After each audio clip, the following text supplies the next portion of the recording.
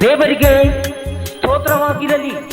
ಈ ದಿನದ ದೇವರ ವಾಗ್ದಾನವು ಪ್ರಕಟಣೆ 3ನೇ ಅಧ್ಯಾಯ 20ನೇ ವಚನದಲ್ಲಿ, ಇಗೋ ಬಾಗಿಲಲ್ಲಿ ನಿಂತುಕೊಂಡು ತಟ್ಟುತ್ತಾ ಇದ್ದೇನೆ. ಆಮೆನ್. ಹೌದು ಪ್ರಿಯ ದೇವ ಜನರೇ, ದೇವರು ಈ ದಿನವು ನಿಮಗೆ ಈ ವಾಗ್ದಾನವನ್ನು ದಯಪಾಲಿಸಿದ್ದಾನೆ. ನಮ್ಮ ರಕ್ಷಕನಾದ ವಿಮೋಚಕನು ನಿಮ್ಮ ಮನೆಯ ಬಾಗಿಲ ಮುಂದೆ ನಿಂತುಕೊಂಡು ತಟ್ಟುತ್ತಾ ಇದ್ದಾನೆ.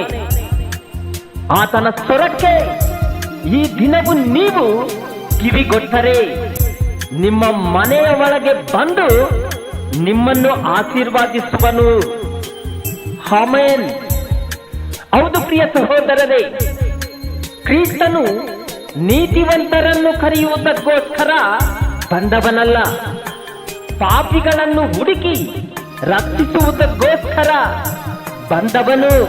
ಅದಕ್ಕೋಸ್ಕರ ನೀನು ಪಾಪಿಯಾಗಿದ್ದರೆ ನಿನ್ನ ಮನಸ್ಸನ್ನು ಮಾರ್ಪಡಿಸಿಕೋ. ನಿನ್ನ ಹೃದಯದಲ್ಲಿ ಕೆಟ್ಟ ಭಾವನೆಗಳು ಇದ್ದರೆ ಈ ದಿನವೇ ಅದನ್ನು ತೆಗೆದು ಹಾಕು. ಏಕೆಂದರೆ ಯೇಸು ಕ್ರಿಸ್ತನು ಈ ದಿನವು ನಿನ್ನನ್ನು ಗುರುತಿಸಿ ನಿನ್ನ ಮನೆಯ ಬಾಗಿಲಲ್ಲಿ ನಿಂತುಕೊಂಡು ತಟ್ಟುತ್ತಾ ಇದ್ದಾನೆ. ಆ ಶಬ್ದವನ್ನು ನೀನು ಕೇಳಿದೆಯೋ ಇಲ್ಲವೋ, ಆದರೆ ನಿನ್ನಲ್ಲಿ ನಿಮ್ಮ ಮನೆಯಲ್ಲಿ ಇರುವ ಸೈತಾನನು ಗಡಗಡನೆ ನಡುಗುತ್ತಾ ಇದ್ದಾನೆ. ನಿನ್ನಲ್ಲಿ ಇರುವ ದುರಾತ್ಮವೂ ಸಹ ಕಳವಳಗೊಂಡಿದೆ. ನಿನ್ನ ಮನಸ್ಸು ದೇವರ ಕಡೆಗೆ ಹಿಗ್ಗುತ್ತದೆ. ಹೌದು ಪ್ರಿಯ ಸಹೋದರನೇ, ಹೌದು ಪ್ರಿಯ ಸಹೋದರಿಗೆ, ಇಂಥ ಸಮಯವನ್ನು ನೀನು ಎಡಬಿಡದೆ ಉಪಯೋಗಿಸಿಕೋ. ಏಕೆಂದರೆ ದೇವರು ನಿನ್ನ ಹೃದಯವೆಂಬ ಬಾಗಿಲನ್ನೇ ತಟ್ಟುತ್ತಾ ಇದ್ದಾನೆ. ಆತನು ಒಳ್ಳೆಯ ಕುರುಬನು.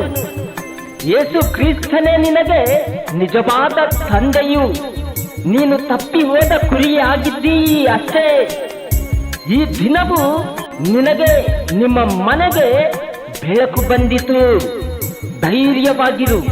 ದೇವರು ಈ ವಾಕ್ಯಗಳನ್ನು ಆಶೀರ್ವಾದಿಸಲಿ. ಆಮೆನ್.